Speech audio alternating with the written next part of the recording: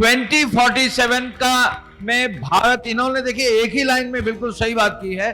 2047 यानी 100 years of independence में भारत हर क्षेत्र में विकसित होगा और डेवलप्ड कंट्री बनेगा। डेवलप्ड कंट्री का मतलब हमारी जो पर कैपिटा इनकम होगी वो डेवलप्ड कंट्रीज के बराबर होगी।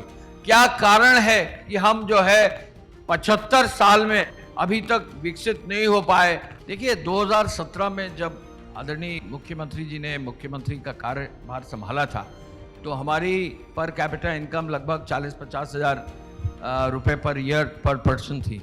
आज ये 1,20,000 यानी दुगने से लगभग 2.5 गुने से ज़्यादा जो है हो गई है और हम देश में उतने ही भागीदार हैं जितनी हमारी आबादी है। ये एक बहुत बड़ा चेंज आया है। हम आपको अपने ग्रॉस जीएसडीपी के बारे में बता दें। हमारा जो जीएसडीपी अब है इस साल जो होने जा रहा है वो लगभग 35 लाख करोड़ का होगा। पिछले साल लगभग 29 लाख करोड़ हुआ है। हम देश में ग्रोथ में अन्य प्रदेशों से आगे हैं। महाराष्ट्र सबसे बड़ा प्रदेश है जीएसडीपी में, उसके बाद तमिलनाडु और उत्तर प्रदेश जो 2 प्रदेश हैं आगे पीछे हैं। तो हमको कोशिश ये करनी है, हमारे प्रदेश को ये कोशिश करनी है कि हम लोग आगे बढ़ें और पूरे देश में पहला प्रदेश हो जो $1 ट्रिलियन इकॉनमी तक पहुंचे। यही हमारे माननीय मुख्यमंत्री जी का सपना है। मेरठ अब वो मेरठ नहीं है जो 25 साल पहले था। ये मेरठ जो है रैपिड रेल ट्रांसपोर्ट का मेरठ है। संकल्प विकसित उत्तर प्रदेश का वो संकल्प जो सीधा सीधा मजबूत विकसित भारत के लिए एक मजबूत स्तंभ के तौर पर साबित होगा। आज विकसित यूपी बैठक 2025 में हमारा लक्ष्य रहेगा, हमारा फोकस रहेगा उत्तर प्रदेश के डेवलपमेंट को समझना। पिछले 5 सालों में उत्तर प्रदेश में क्या विकास हुआ है, किन क्षेत्रों में, किन सेक्टर्स में किस तरह का बदलाव हुआ है, ये हम समझने की कोशिश करेंगे। साथ ही हमारा फोकस ये भी रहेगा कि आने वाले 5 से 10 सालों में उत्तर प्रदेश कितना आगे बढ़ेगा, विकास की दौड़ में उत्तर प्रदेश कितनी गति से आगे बढ़ रहा है। ये तमाम मुद्दों पर हम चर्चा करेंगे और बड़ी बड़ी हस्तियां हमारे बीच मंच पर जुटेंगी जिनसे हम विकसित यूपी के बारे में जानने की कोशिश करेंगे और जानेंगे कि कैसे विकसित होगा देश, बताएगा उत्तर प्रदेश। तो चलिए सबसे पहले आगाज करते हैं विकसित यूपी बैठक 2025 का जोरदार तालियों के साथ। तो जब विकास की बात होती है तो ऐसे कई महत्वपूर्ण चेहरे हो जाते हैं जिनसे जानना बहुत ज़रूरी हो जाता है क्योंकि उन्होंने विकास को बेहद करीब से जाना होता है और उन्हीं में से एक हैं अवनीश अवस्थी जी, सीएम योगी आदित्यनाथ के मुख्य सलाहकार और पूर्व आईएएस। और साथ में बातचीत करने के लिए तक चैनल्स के ब्यूरो हेड कुमार अभिषेक जी। हम अपने इस यूपी तक बैठक की शुरुआत करेंगे। विकसित यूपी हमारे इस बैठक का पूरा थीम है कि आखिर उत्तर प्रदेश अगर विकसित हो रहा है तो कैसे है। विकास करेगा देश, तय करेगा उत्तर प्रदेश। और ये अगर हम कहें कि विकसित भारत की कल्पना बगैर विकसित यूपी के नहीं की जा सकती तो ये बिल्कुल सच है। और हमारे साथ इस विकसित यूपी के पूरे ब्लूप्रिंट पर अपनी राय रखेंगे या बताएंगे अवनीश अवस्थी जी। बहुत सीनियर अधिकारी रहे हैं, पूर्व आईएएस अधिकारी हैं, प्रमुख सचिव गृह, मुख्यमंत्री के विशेष प्रमुख सचिव रहे, सूचना और अब मुख्यमंत्री के प्रमुख सलाहकार हैं। अवनीश अवस्थी जी हमारे साथ हैं। सर, स्वागत है आपका हमारे इस यूपी तक की इस बैठक में। Thank you Abhishek ji. आज तक को, यूपी तक को बहुत बहुत धन्यवाद। मेरठ में आपने बुलाया है। मेरठ मेरी कर्मभूमि रही है और लगभग 3.25 साल मैं यहाँ कलेक्टर रहा हूँ और मेरठ में पश्चिमांचल का चूँकि पहला एमडी रहा हूँ, यानी बिजली की जो सबसे अच्छी हमारी डिस्कॉम है उसका पहला एमडी रहा हूँ, तो मेरठ से हमारी बहुत पुरानी यादें हैं और मुझे खुशी है आज मेरठ में आप यूपी तक के प्लेटफॉर्म पर विकसित भारत और विकसित भारत में विकसित यूपी का स्वरूप, इस पर आप ये आयोजन कर रहे हैं। I am so very happy. हमारे साथ जो है गोयल साहब बैठे हैं। ये मेरठ अब वो मेरठ नहीं है जो 25 साल पहले था। ये मेरठ जो है रैपिड रेल ट्रांसपोर्ट का मेरठ है।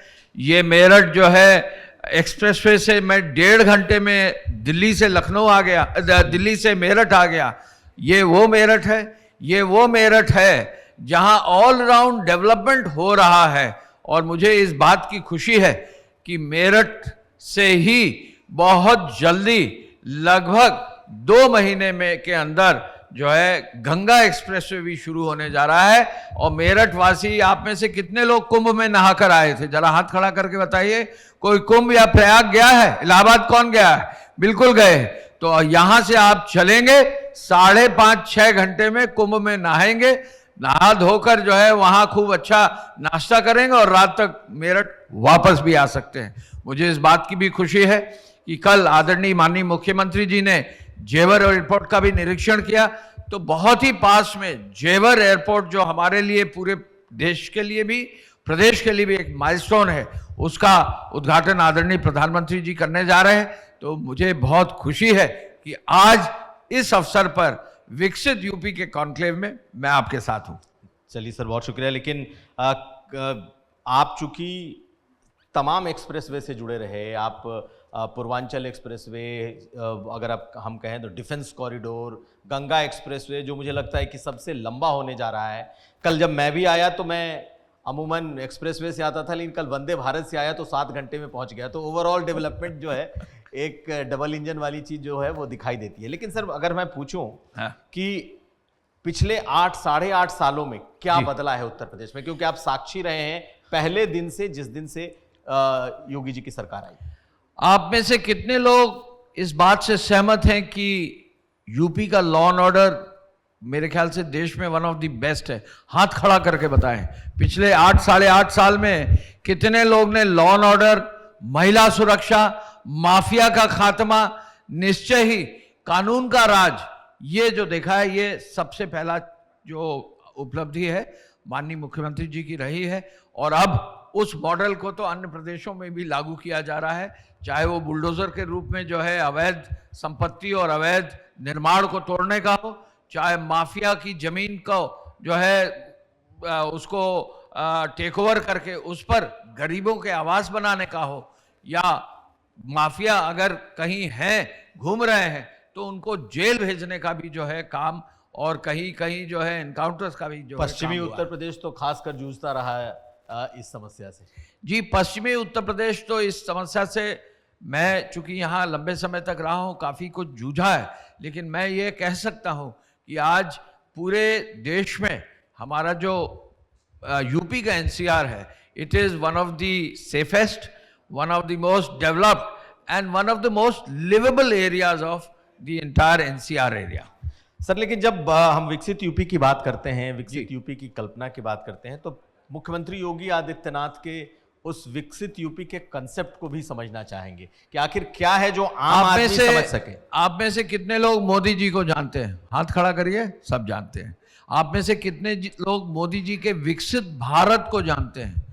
सब जानते हैं। 2047 यानी 100 इयर्स ऑफ इंडिपेंडेंस में भारत हर क्षेत्र में विकसित होगा और डेवलप्ड कंट्री बनेगा। डेवलप्ड कंट्री का मतलब हमारी जो पर कैपिटा इनकम होगी वो डेवलप्ड कंट्रीज के बराबर होगी।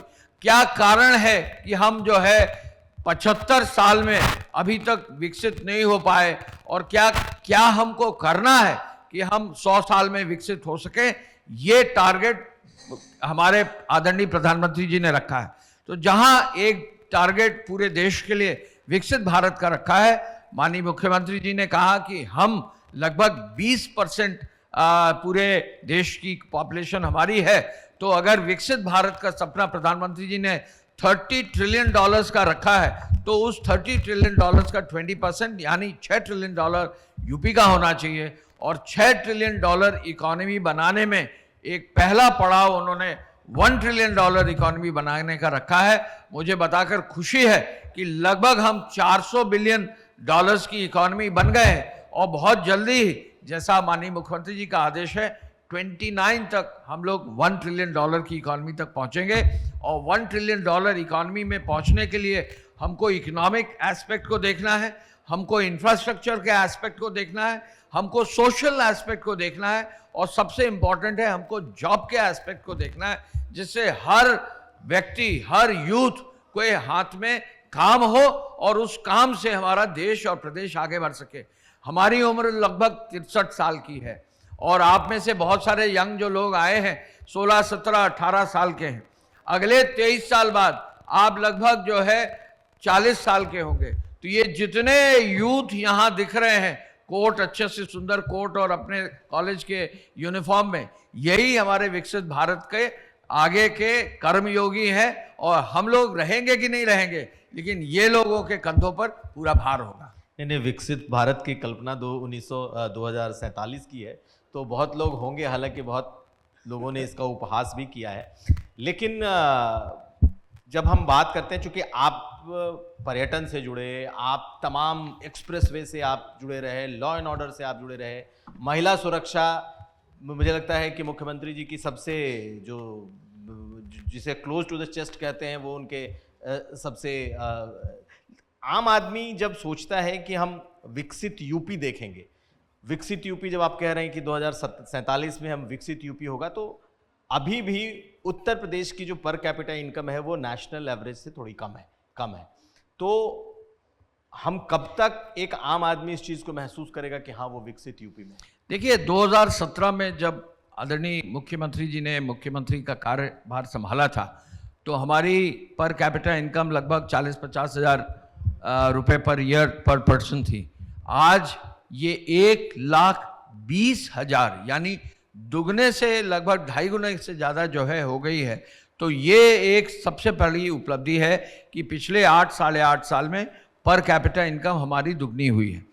मैं दूसरी बात बता दूं कि हम 1970 में हमारे यूपी की पर कैपिटा इनकम देश की पर कैपिटा इनकम का 80% था, लेकिन 2017 तक आते आते हमारी पर कैपिटा इनकम देश की पर कैपिटा इनकम का 50% रह गया। पहली बार है कि पिछले 8 साल में हमारी per capita income national growth से ज़्यादा बेहतर हुई है और अब हमारी पर कैपिटा इनकम लगभग 53% हो गई है। यानी हमने ट्रेंड को रिवर्स किया है और हम देश में उतने ही भागीदार हैं जितनी हमारी आबादी है। ये एक बहुत बड़ा चेंज आया है। हम आपको अपने ग्रॉस जीएसडीपी के बारे में बता दें। हमारा जो जीएसडीपी अब है, इस साल जो होने जा रहा है, वो लगभग 35 लाख करोड़ का होगा। पिछले साल लगभग 29 लाख करोड़ हुआ है। हम देश में ग्रोथ में अन्य प्रदेशों से आगे हैं। महाराष्ट्र सबसे बड़ा प्रदेश है जीएसडीपी में, उसके बाद तमिलनाडु और उत्तर प्रदेश जो 2 प्रदेश हैं आगे पीछे हैं। तो हमको कोशिश ये करनी है, हमारे प्रदेश को ये कोशिश करनी है कि हम लोग आगे बढ़ें और पूरे देश में पहला प्रदेश हो जो $1 ट्रिलियन इकॉनमी तक पहुँचे। यही हमारे माननीय मुख्यमंत्री जी का सपना है। जो प्रधानमंत्री जी का जो बिग विजन है पूरे देश के लिए, उसमें यूपी को डबल इंजन का जैसा आप बता रहे हैं आगे बढ़ाते हुए तेजी से जो है विकसित करें।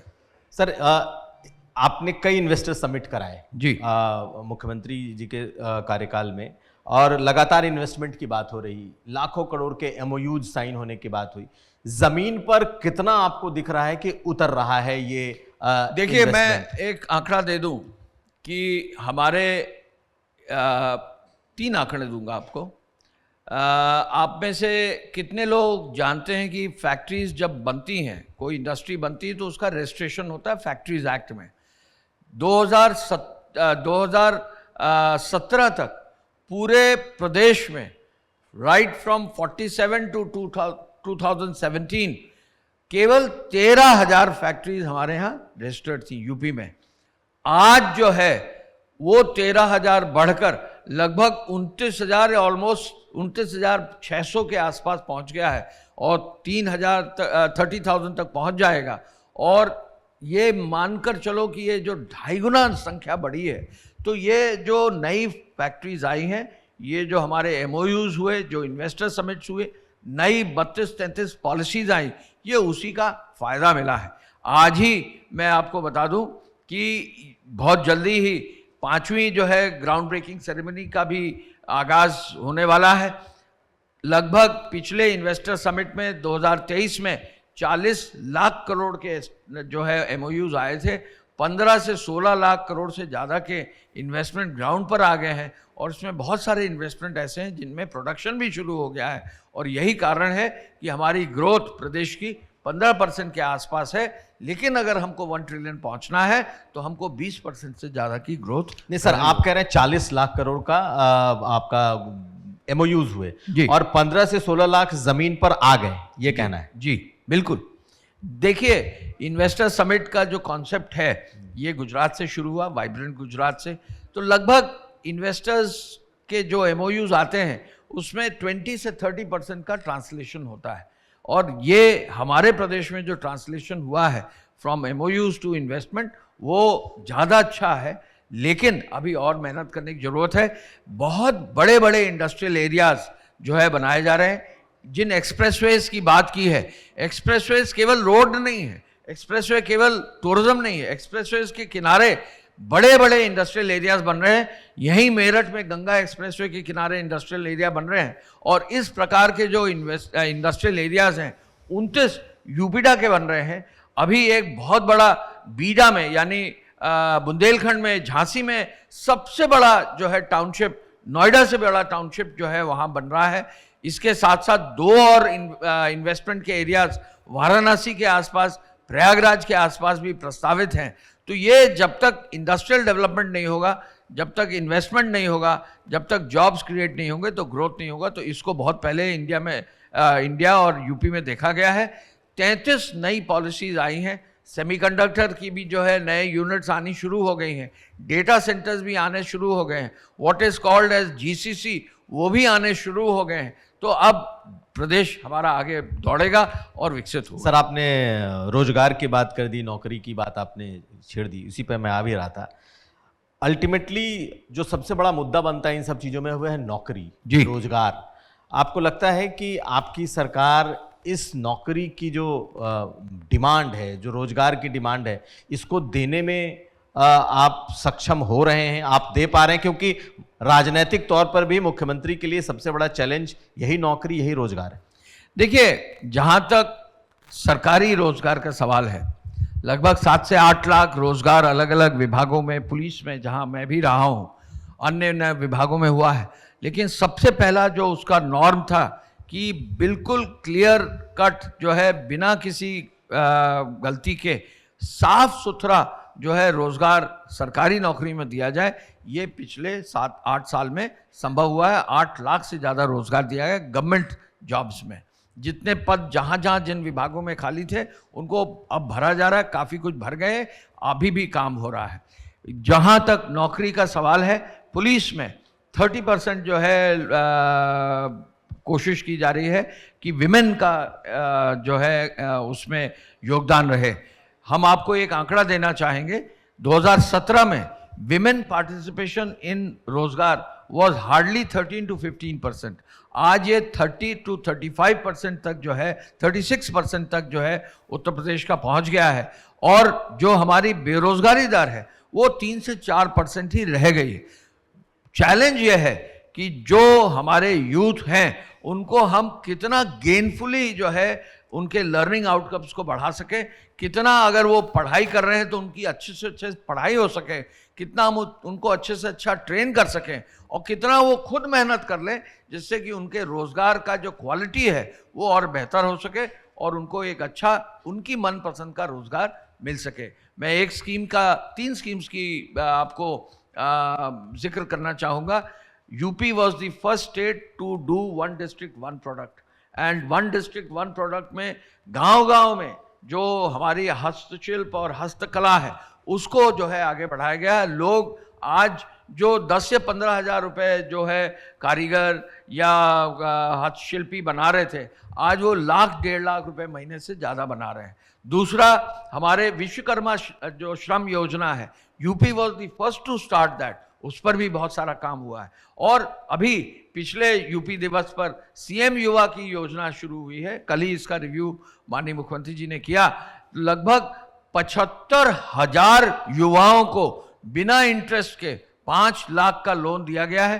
तो एक तरह से स्टार्टअप की ओर भी हम आगे बढ़ रहे हैं कि युवा रोजगार लेने के लिए आगे ना बढ़े, वो खुद रोजगार दे सकें, ये काम हमारा हो। हमारे प्रदेश में 96 लाख MSME है, उनको रिवाइव करके, उनको मजबूत करके, MSMEs में चूंकि रोजगार ज़्यादा होता है, उस कार्य को भी आगे बढ़ाया गया है। और यूपी में 100 करोड़ टूरिस्ट आ रहे हैं आज टूरिज्म की वजह से, चाहे वो काशी हो, चाहे वो प्रयागराज और कुंभ हो, चाहे वो अयोध्या हो, चाहे वो मथुरा और वृंदावन हो, चाहे वो आगरा हो, चाहे वो लखनऊ हो, चाहे वो मेरठ हो, जहां भी टूरिज्म या मेरठ के आसपास हमारा शुक्रताल हो, टूरिज्म जो बढ़ा है, 10 टाइम्स ग्रोथ हुआ है, उससे भी रोजगार में काफी संभावनाएं बढ़ी हैं, बिकॉज टूरिज्म रोजगार देने वाला सबसे पॉजिटिव इकोनॉमिक सेक्टर। धार्मिक टूरिज्म सबसे ज्यादा आप लोगों के एजेंडे में है। काशी, मथुरा, अयोध्या, जिस तरीके से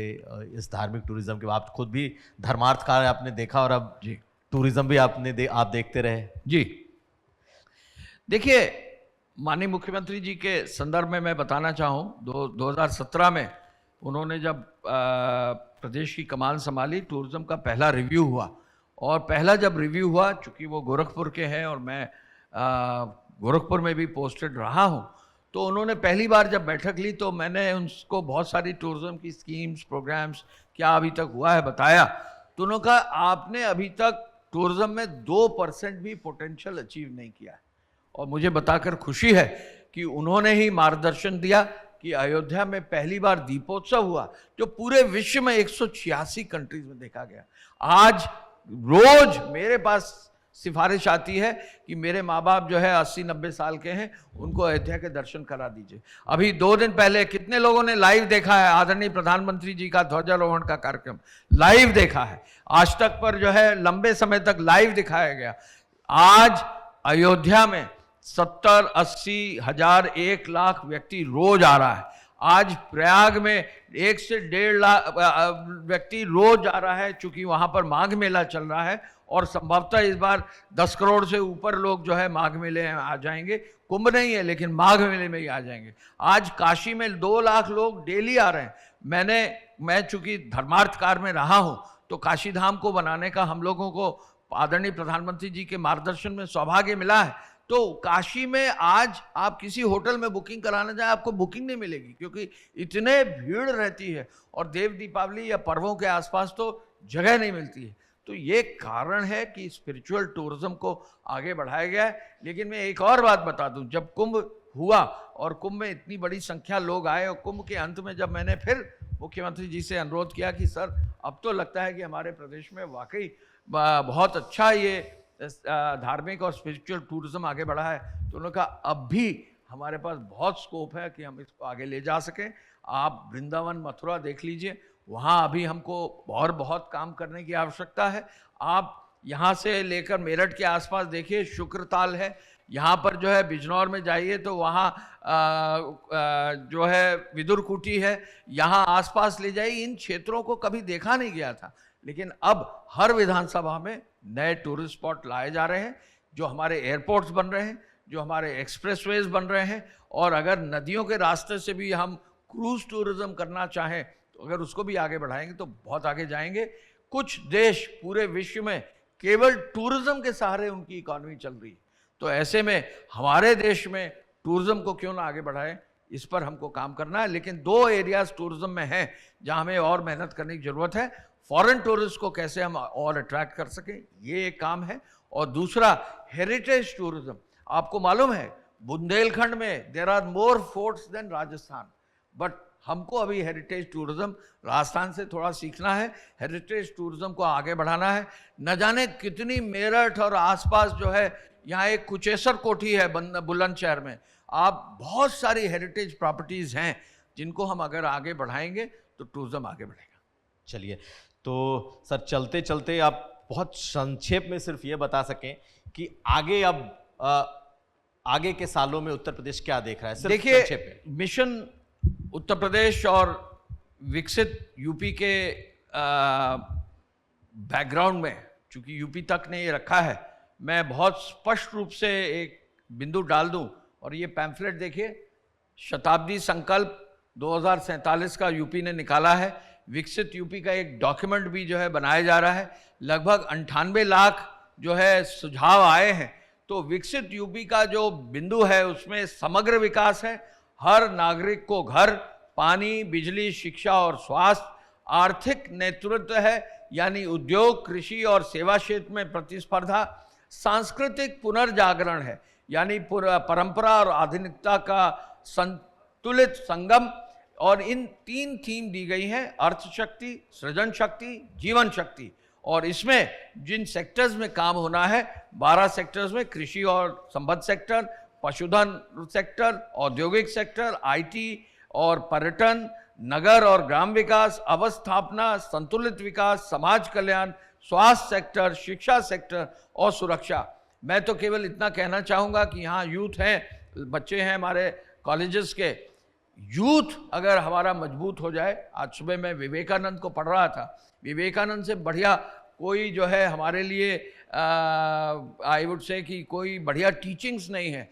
अगर हम अपने अंदर खोजें कि हमारी अपनी क्या मजबूती है, अपनी स्ट्रेंथ्स को आगे डेवलप करें, यूथ हमारा डेवलप अगर हो तो यूपी पूरे विश्व में सबसे यूथफुल कंट्री है। और हमारा यूथ अगर आगे बढ़ गया तो दुनिया में हम पीछे नहीं रहेंगे। हम आज चौथी बड़ी इकोनॉमी है,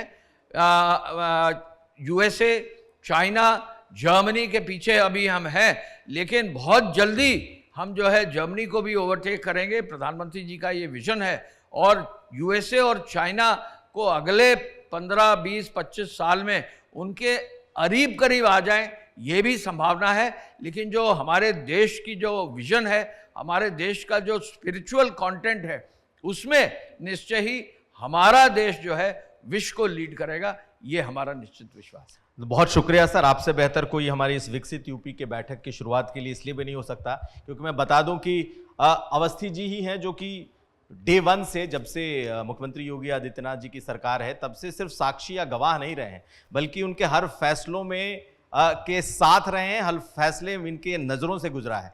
तो आज भी जब ये उनके सलाहकार हैं तो गाहे बगाहे मंच से अगर किसी एक ब्यूरोक्रेट का जिक्र करते हैं मुख्यमंत्री योगी आदित्यनाथ, और खास करके अयोध्या के संदर्भ में, तो अवनीश अवस्थी जी हैं। तो बहुत शुक्रिया सर। Thank you.